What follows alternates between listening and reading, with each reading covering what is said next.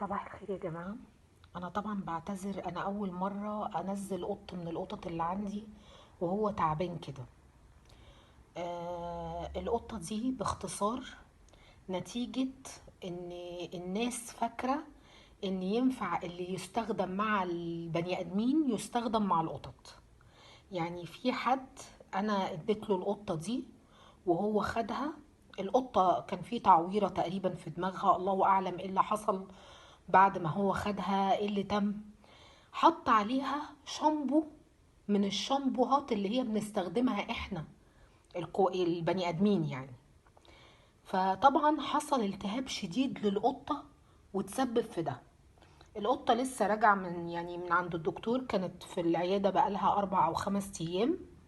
هي الحمد لله، أنا بصورها بس وهي نايمة عشان أعرف أوريكم شكل الجرح عامل إزاي. وده فيديو سريع كده انا بحاول اوضح فيه يا جماعة لو سمحتوا محدش يستخدم مع القطط نفس المواد او الحاجات الكيماوية اللي احنا بنستخدمها كبني ادمين. القطط ليها حاجات خاصة بيها هي، شامبوهات ليها هي، مناديل خاصة بيها هي. الحمد لله هي بتتعافى. بس دي نصيحة ليكم ونصيحة مهمة جدا جدا. ومفيش كريم حتى يتحط على القطة بدون استشارة طبيب. يعني مش عايزين نبقى نستهتر بالجزئية دي. مش بمزاجنا ندي أدوية للقطط واحنا مش عارفين القطة عندها ايه. مش بمزاجنا نستنتج اي حاجة، ارجوكم يا جماعة. وشكرا.